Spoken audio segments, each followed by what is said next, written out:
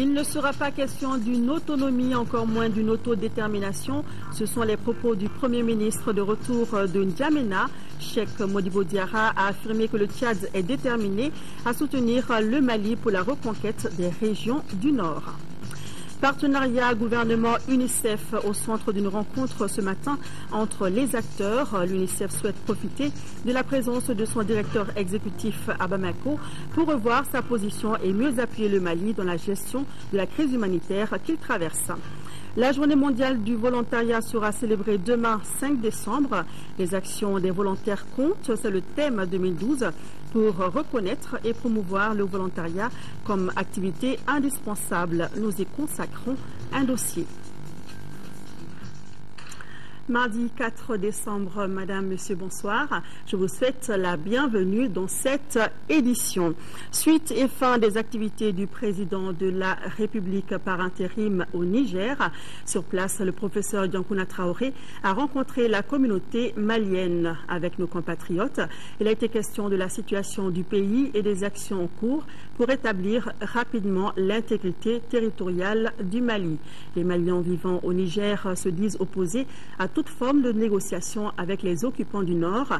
Le président Traoré a rassuré il ne sera pas question de négocier la laïcité ni l'intégrité territoriale du Mali. Envoyés spéciaux, Brahima Koulibaly et Bourama Traoré. La communauté malienne à Niamey est forte de 750 000 personnes, dont 60 000 déplacés des régions du Nord. Le président de la République par intérim vient à la rencontre de ses compatriotes pour échanger sur la crise au pays. Le professeur Diankouna Traoré a invité ses interlocuteurs à ne pas désespérer. Ce qui arrive aujourd'hui au Mali, dit-il, est un incident de parcours. Donc je suis venu vous dire qu'il n'y a pas lieu de désespérer. Au contraire, il faut considérer que cette épreuve n'est qu'une épreuve. Le peuple malien est un peuple fier, est un peuple digne, est un peuple courageux. Et je sais que, quelles que soient les difficultés du moment, nous trouverons toujours en nous-mêmes les ressorts nécessaires pour rebondir. Aujourd'hui, il s'agit de défendre la République. Il s'agit de défendre le Mali, il s'agit de défendre notre unité nationale, il s'agit de défendre la laïcité du pays. Chacun, où il se trouve, doit se mobiliser. Et le président Traoré d'exprimer sa reconnaissance au peuple nigérien et aux autorités pour leur assistance aux déplacés maliens. Déplacés qui saluent aujourd'hui l'hospitalité et la solidarité du Niger. Ce n'est pas le chargé d'affaires à l'ambassade du Mali qui dira le contraire. Les réfugiés maliens sont très bien accueillis. Et toutes les mesures ont été prises pour alléger leurs souffrances. Et nous avons pu contacter les autorités nigériennes qui ont ouvert des centres de santé. Et puis on a pu inscrire tous les enfants scolarisables dans des écoles. Et ceux qui étaient déjà scolarisés ont pu continuer correctement leur scolarité. Aux déplacés du Niger, le président Traoré a rappelé une fois de plus sa ferme volonté de restaurer l'unité et l'intégrité du Mali. Pour ce faire, nos compatriotes se disent opposés à toute négociation avec les groupes djihadistes. Sur la question, le chef de l'État est on ne peut plus clair. Quel que soit le conflit qui se déroule dans le monde, et quel que soit l'endroit où il se déroule, il finit toujours par des rencontres autour d'une table. Si je peux régler cette question-là sans qu'aucun Malien ne meure, c'est ce que je veux. Si je peux régler cette question sans qu'aucun coup de feu ne soit tiré, c'est cela que je veux. On ne fait pas la guerre pour faire la guerre. Moi, je ne souhaite pas qu'un Malien perde la vie dans cette affaire. Alors, mes chers compatriotes, ne vous engagez pas dans des faux débats. Négocier, ne pas négocier. De toute façon, à un moment ou à un autre, nous allons négocier. Par ailleurs, le président Mahamadou Issoufou a offert à son hôte un dîner gala autour duquel les deux chefs d'État ont encore magnifié leurs bonnes relations. Une dizaine d'artistes nigériens étaient également là pour donner à cette soirée un éclat particulier. Et un magazine vous sera proposé sur ce voyage présidentiel au Niger. Ce sera juste après ce journal. Notez que le président de la République par intérim a reçu ce soir successivement le directeur général de l'UNICEF, Anthony Leik, et Pierre Bouyouya, haut représentant de l'Union africaine pour le Mali et le Sahel. Si entre Diankouna Traoré et Anthony Leik, les entretiens ont concerné les problématiques liées aux conditions des enfants dans notre pays. Pierre Bouyoya, lui, est venu échanger avec le président Traoré sur la crise que traverse notre pays. Nous y reviendrons dans nos prochaines éditions avec Tiemoko Sagara. Il ne sera pas question d'une autonomie, encore moins d'une autodétermination, et l'État laïque de notre République n'est pas négociable. C'est ce qu'a déclaré le Premier ministre Dr Cheikh Modibo Diarra à son retour de N'Djamena au Tchad. Le Premier ministre a également réaffirmé que son homologue tchadien est déterminé à soutenir le Mali pour la reconquête des zones occupées. Il a dit au micro de Adama Djimdi. Je viens d'effectuer une visite très fructueuse au Tchad. D'ailleurs, le président Idriss Déby Itno m'a rassuré du soutien total du Tchad au Mali.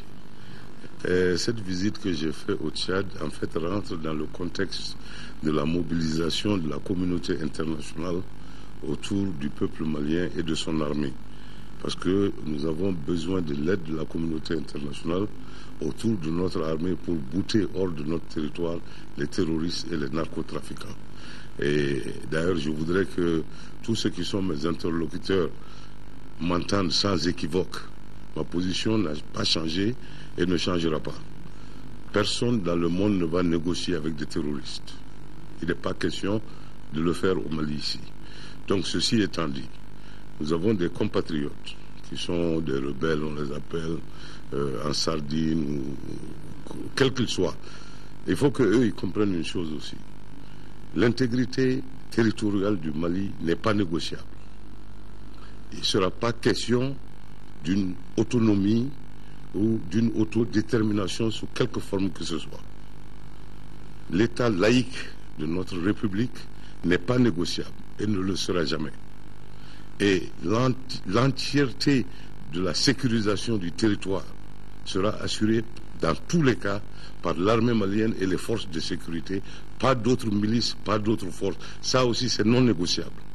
Et lorsque ces gens-là auront compris et reconnu cela publiquement, pas seulement dans les huis clos, dans les capitales de la sous-région, mais publiquement, en ce moment, je serai en mesure peut-être de les écouter officiellement et de leur envoyer quelqu'un officiellement pour maintenant prendre les choses en main et voir où est-ce qu'on va aller à partir de ce moment.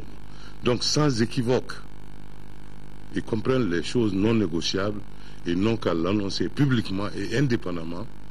Et en ce moment-là, on pourra faire un pas dans ce sens. Pour ce qui concerne les terroristes, il n'y a même pas lieu de négocier, il n'y a pas de dialogue possible. Ce ne sont pas des compatriotes à nous, on ne sait pas d'où ils viennent. Ils prennent leur bagage, ils partent. Sinon, nous sommes en train de chercher les muscles dont on a besoin pour les bouter hors de notre territoire. Voilà ce qui est en train de se passer. Mais pendant que cette priorité, qui est la priorité de mes priorités, à savoir rassembler le monde entier au chevet du pays, pendant que ceci est en train de prendre lieu, je demande vraiment à tous mes concitoyens de montrer un visage uni au reste du monde. Je profiterai de cette occasion pour demander à tous mes compatriotes maliens, à l'intérieur du Mali comme à l'extérieur, le samedi qui vient, à partir de 11h GMT, où qu'il soit, de trouver une façon de marquer 2 heures de temps pour dire à la communauté internationale que le peuple malien en entier veut cette résolution sous le chapitre 7 pour le déploiement d'une force internationale au Mali. Il ne faut pas que nos détracteurs aille faire croire à la communauté internationale qu'il y a une division sur ce point entre Maliens. Le Premier ministre de retour du Tchad. Le président par intérim de l'Assemblée nationale a reçu ce matin le directeur national de Save Children au Mali. Thomas McCormack était venu échanger avec Younousi Touré sur les activités que mène son ONG dans notre pays, notamment dans le domaine de la santé infantile et néonatale. Pour en savoir plus, écoutons Thomas McCormack au micro de Amadou Ouattara. C'était un grand honneur de venir ici aujourd'hui parler avec le président. Nous avons bien parlé de notre campagne pour la santé qui s'appelle Tous et Chacun pour la réduction de mortalité maternelle, infantile et néonatale. Save the Children est là depuis 25 années maintenant dans plusieurs domaines, mais surtout dans la santé. Et nous sommes en train de guider un grand groupe des organisations qui s'occupent des questions de la santé.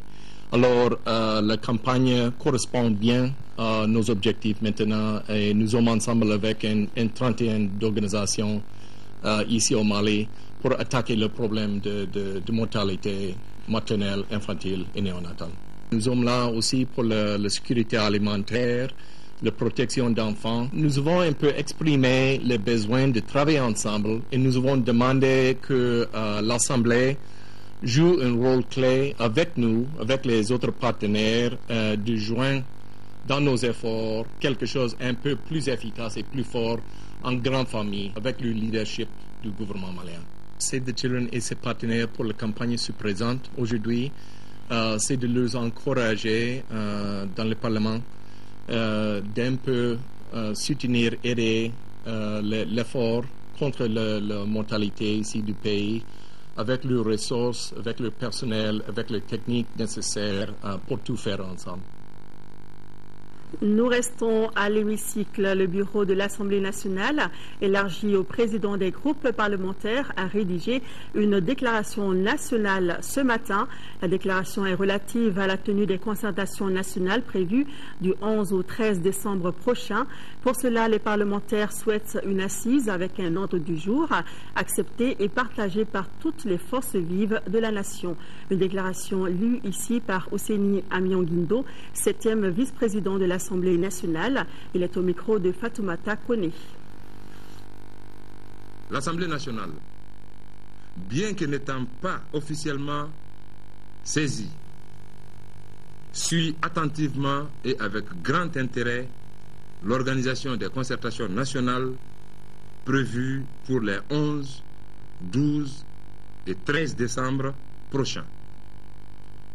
L'Assemblée nationale souhaite, à un moment où les 2/3 du territoire national sont occupés, que les dites concertations, si elles doivent se tenir, se déroulent dans des conditions et autour d'un ordre du jour accepté et partagé par toutes les forces vives de la nation.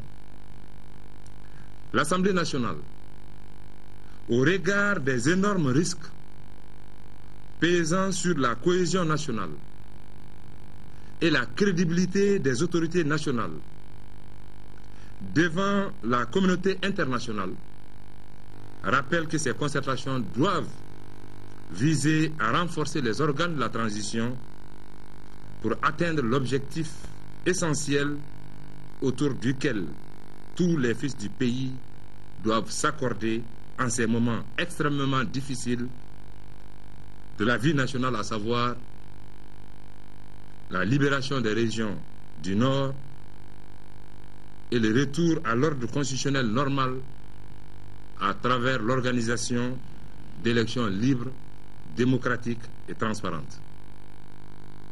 Les concertations nationales sont prévues du 11 au 13 décembre prochain. Fin cet après-midi de la session de novembre du Haut Conseil des collectivités. Pendant un mois, les conseillers nationaux ont procédé au renouvellement de leur bureau et donné leur avis sur des documents qui leur ont été soumis par le gouvernement. Le compte-rendu de la cérémonie de clôture avec Modibo Mariko. L'épilogue d'un mois de session qui aura donné au conseiller un calendrier plus que chargé. En plus du remembrement du bureau qui a vu des changements au poste de 4e et 5e vice-présidence, à la présidente de la commission loi, les conseillers ont aussi donné leur avis sur des projets de loi et documents à eux soumis par le gouvernement.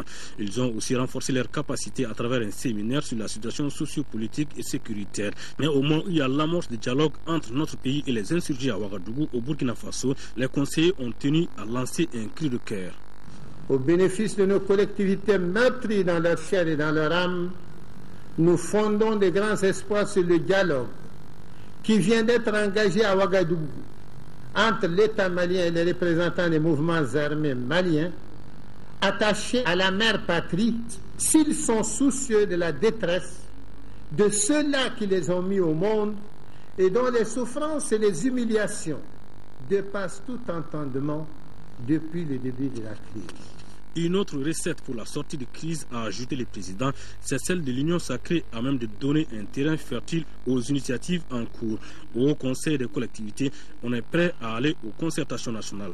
Les concertations nationales à venir nous offrent une opportunité inouïe de nous mettre ensemble pour laver le linge sale en famille. Le Haut Conseil de collectivité y souscrit entièrement et souhaite ardemment la tenue de ces assises, mais dans le respect strict de la Constitution du 25 février 1992. Le Haut Conseil fonde de l'espoir que le cousinage à plaisanterie constituera le socle nous permettant de rebondir encore plus fort. Car lorsqu'on ouvre le ventre des Maliens, dixit le président, il en sort toujours un autre. Le directeur exécutif de l'UNICEF est en visite dans notre pays.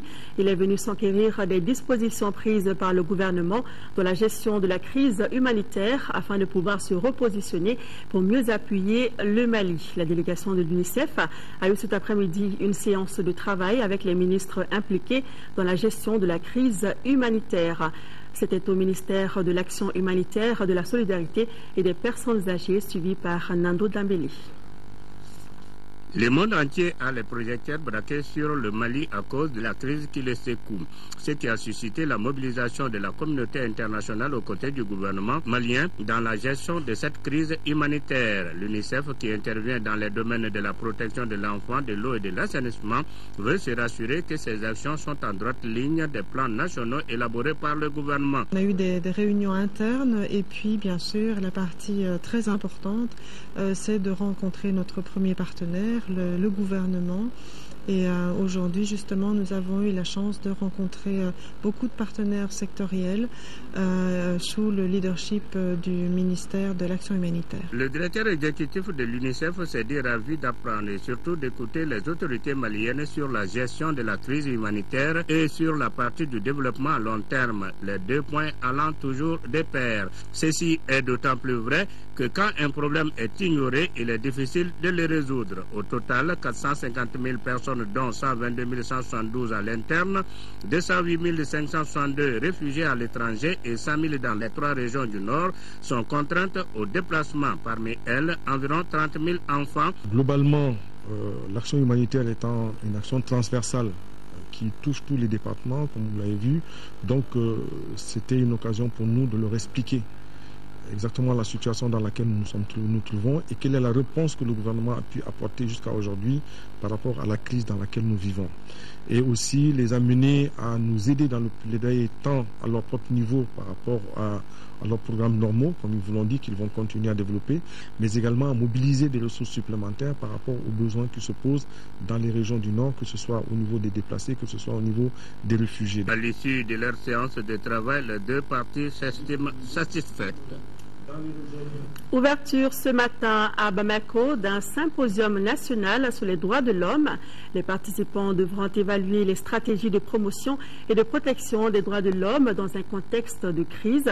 Ce symposium national qui se situe dans le cadre de la Semaine des droits de l'homme est organisé par le système des Nations Unies et le ministère de la Justice en collaboration avec le Bureau du médiateur de la République et des ONG de défense des droits de l'homme. Le reportage est de Daouda Sediki Diara.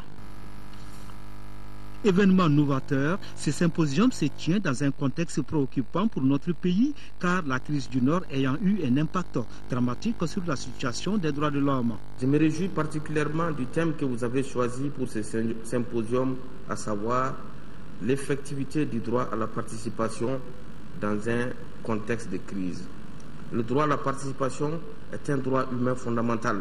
Si en temps normal, l'obligation de respecter le droit fondamental des citoyens de participer à la gestion des affaires publiques incombe à l'État en temps de crise. C'est plutôt un devoir pour tous les citoyens de s'impliquer dans la recherche de solutions à travers des actions citoyennes.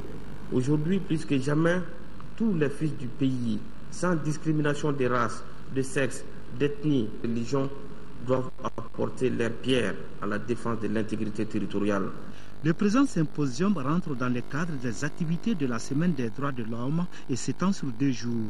Il doit servir de cadre d'échange de vues et de partage d'expériences, ce qui va permettre aux Maliens de s'impliquer énergiquement dans la recherche de solutions durables aux diverses crises que nous traversons. On ne peut pas sortir de cette crise si l'on ne fait pas face avec beaucoup de courage aux questions des droits de l'homme. Il ne sera pas possible de trouver des solutions durables à la situation actuelle si la notion de participation n'est pas totalement internalisée.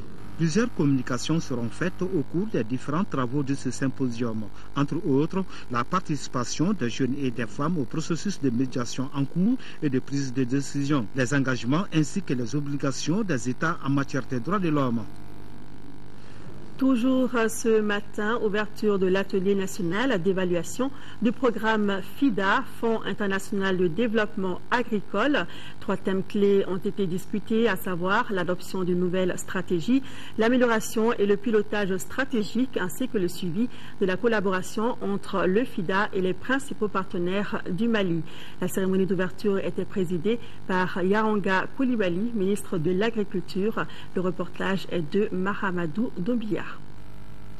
En faisant l'évaluation de son programme au Mali, le Fonds international de développement agricole FIDA avait à son ordre du jour l'adaptation d'une nouvelle stratégie aux opportunités de développement rural dans le contexte actuel du Mali.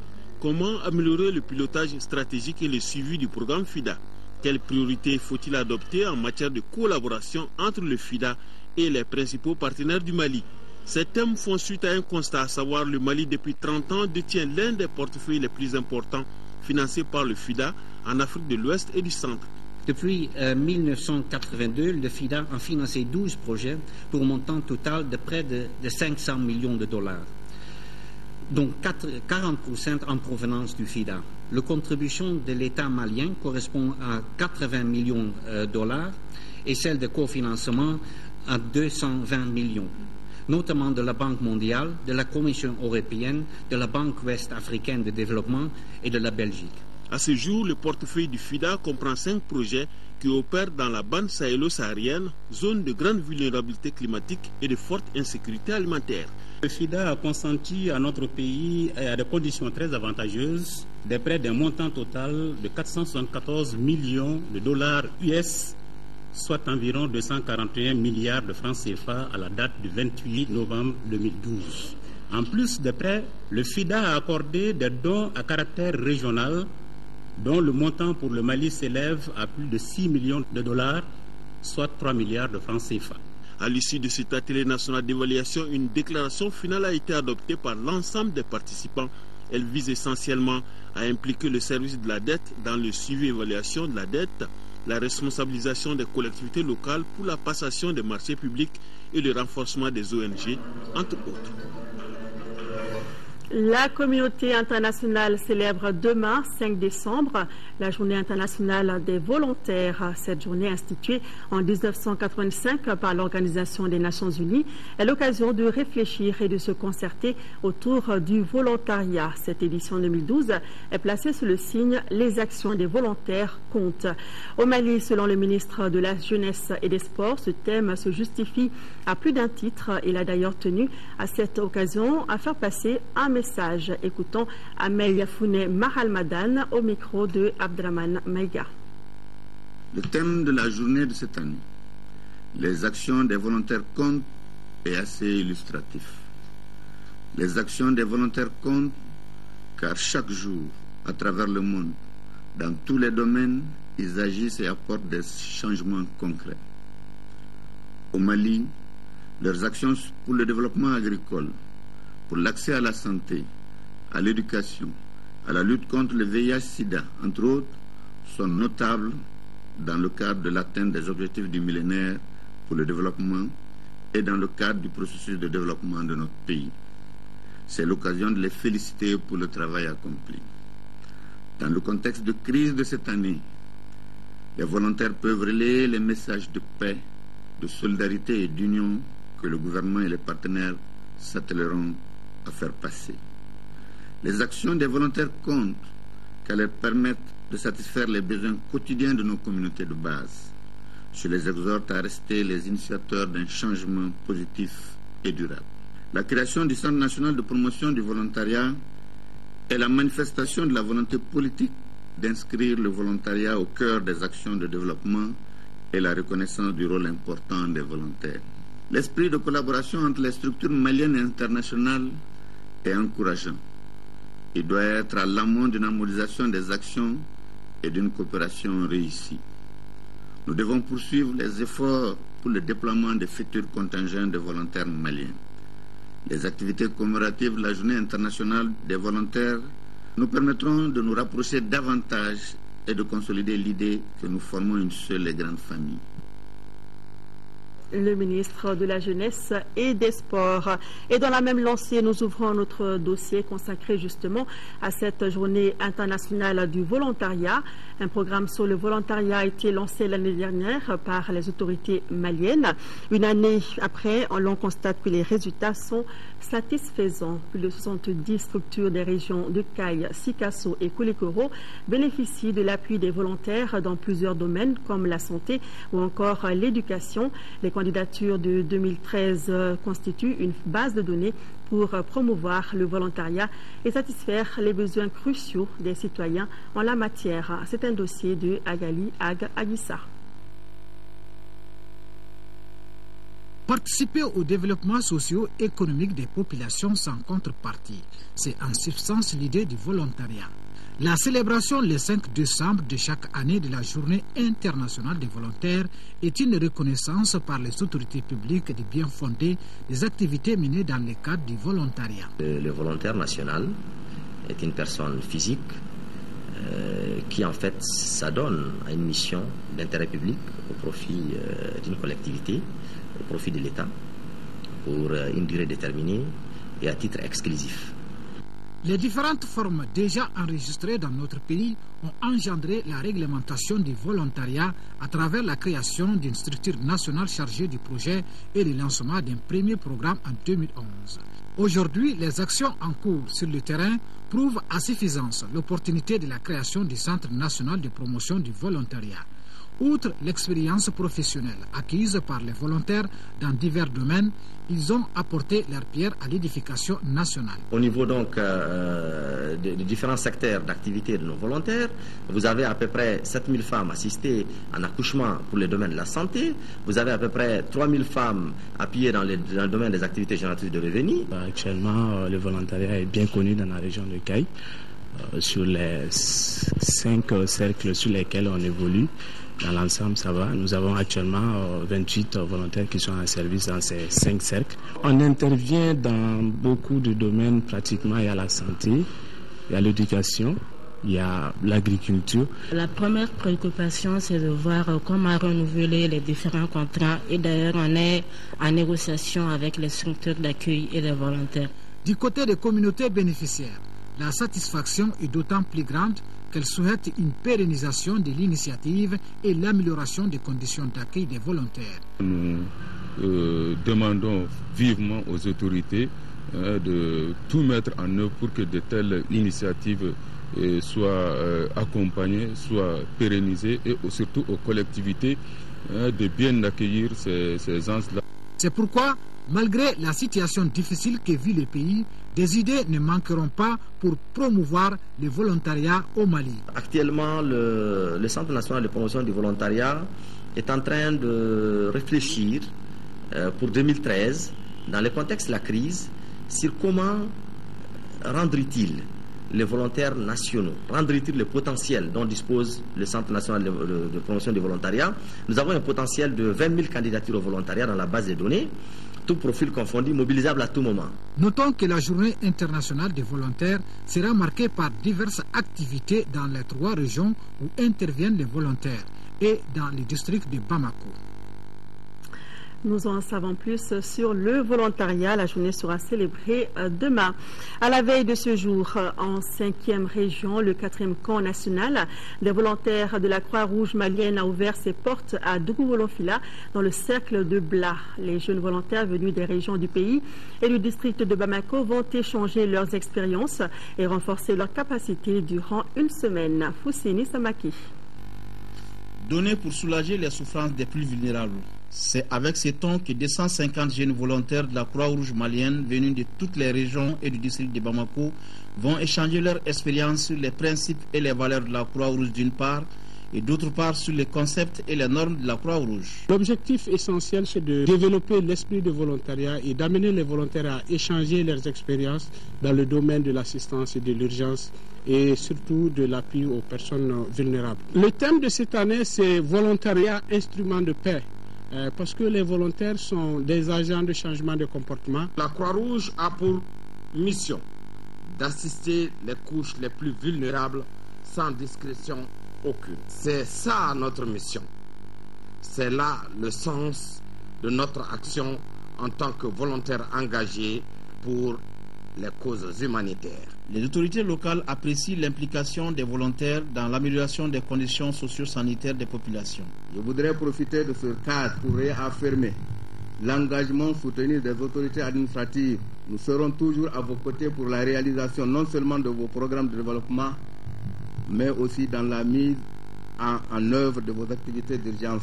Au cours de leur retraite à Dougoulou, les volontaires de la Croix-Rouge feront des activités telles que la sensibilisation des populations pour un changement positif de comportement par rapport à la citoyenneté et au VIH-Sida, une journée de salubrité à Dougoulou. Pour la circonstance, la population de Dougoulou a attribué un espace de 5 hectares à la Croix-Rouge malienne pour la construction de ses locaux. Actualité hors de nos frontières avec un sujet qui nous concerne de près.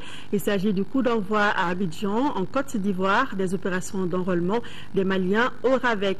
Ils sont 2 700 000 vivant sous le sol ivoirien à être concernés par ce recensement. Cette opération de recensement est initiée par le ministère de l'Administration territoriale et de l'aménagement du territoire à travers l'ambassade du Mali et les différents consulats en Côte d'Ivoire. Boubacar Sissoko. Les opérations du recensement administratif à vocation d'état civil RAVEC ont bien démarré en Côte d'Ivoire. Elles concernent environ 2 700 000 Maliens vivant sur le sol ivoirien. Ces opérations permettront un mois durant de dénombrer, d'identifier et d'immatriculer l'ensemble de nos compatriotes. Je voudrais insister auprès de nos compatriotes pour que les uns et les autres viennent se faire recenser, pour qu'on leur attribue ce numéro d'identification qui sera extrêmement important dans le futur pour l'acquisition de tout ce qu'il y a comme papier malien, que ce soit le passeport, que ce soit les cartes d'identité, que ce soit même l'inscription de nos enfants, des étudiants au niveau de l'université. Le lancement officiel des opérations s'est déroulé simultanément dans les juridictions consulaires du Mali à Bouaké et à Abidjan.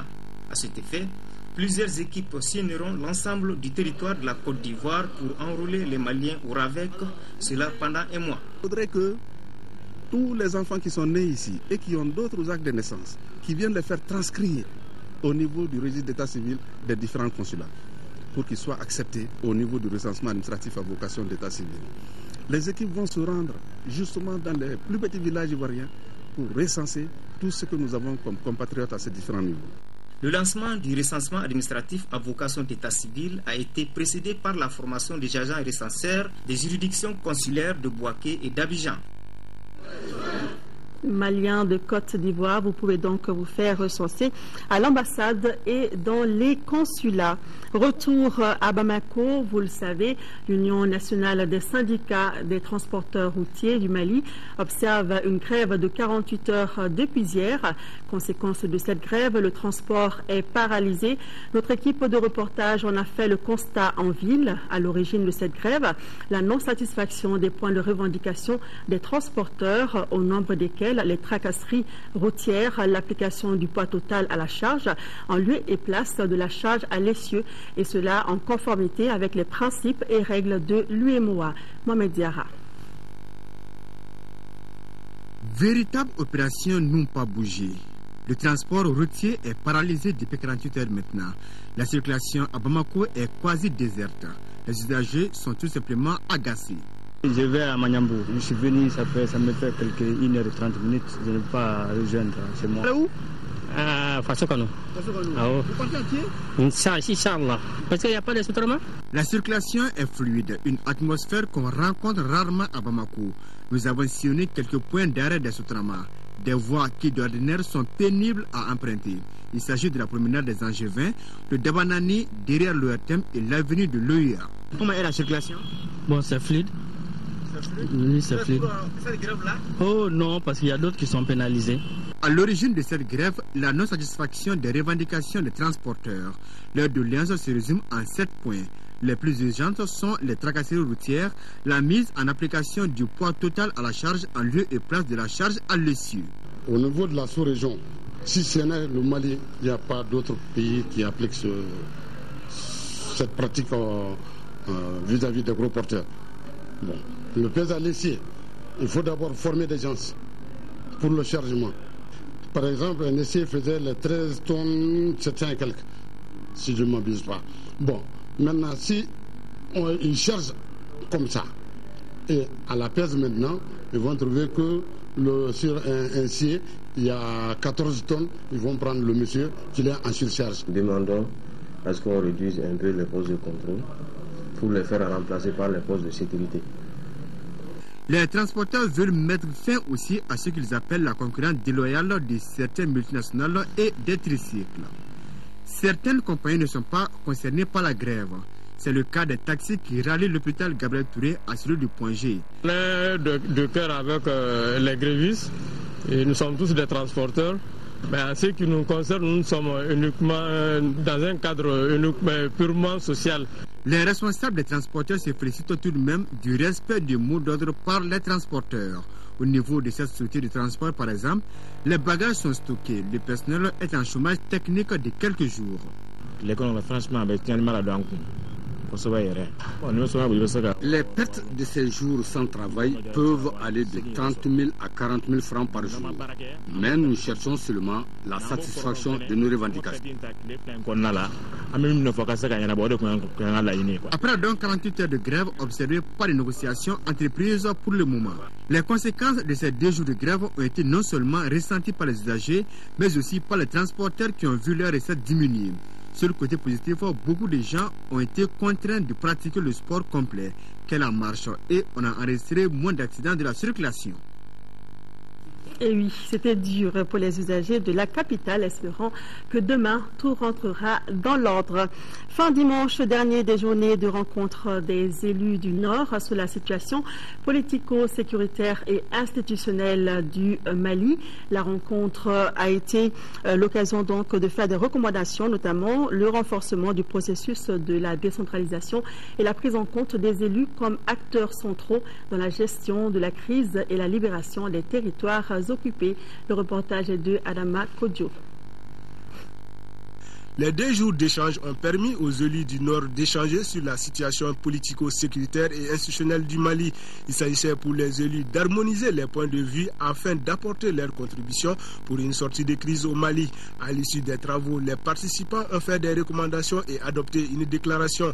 Les élus du Nord ont demandé entre autres la libération des territoires occupés dans un bref délai. Pour une sortie de crise, ils veulent être au centre de tout dialogue social.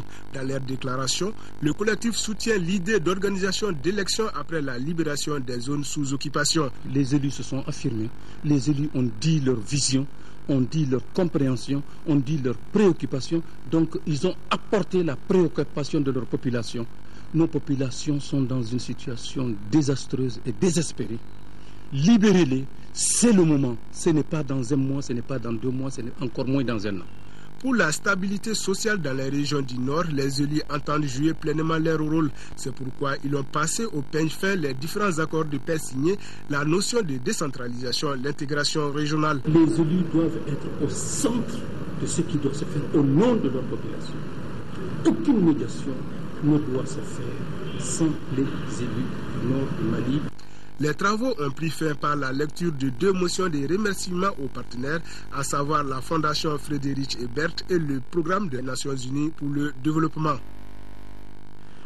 10e session du conseil d'administration du Centre international de conférence de Bamako. C'était hier une occasion pour revenir sur les 17 ans d'existence de la structure et dresser un bilan. Déjà, le constat est qu'il y a eu moins d'activités cette année par rapport à 2011. Alpha Maïga. Le Centre international de conférences de Bamako, CICB, bientôt 20 ans, a toujours été le théâtre de grands événements nationaux et internationaux. Au titre de l'année écoulée, sur près de 500 activités abritées, moins de la moitié l'a été cette année 2012.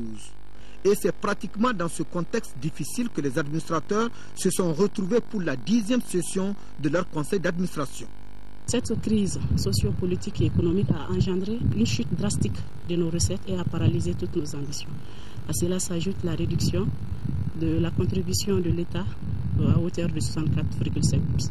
C'est l'occasion pour moi aussi de féliciter la direction du CICB pour les distinctions décernées par des organismes internationaux, mais qui malheureusement n'ont pu être réceptionnées à cause de la situation actuelle de notre pays.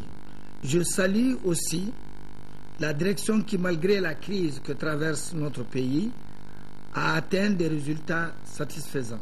Je veux parler de la construction d'un poste de garde supplémentaire, la réparation des mobiliers de la salle de 1000 places dénommée Djelibaba Sissoko. Après examen du rapport financier et celui du budget, la direction du CICB n'entend pas croiser les bras. C'est ainsi que les administrateurs ont longuement échangé sur les nouvelles ambitions affichées de la direction du CICB. La rénovation du Centre international de conférences de Bamako. Nos amis chinois, nous avons essayé de voir avec ces derniers ce qu'on peut faire dans cette rénovation, parce que c'est trop lourd pour le pays.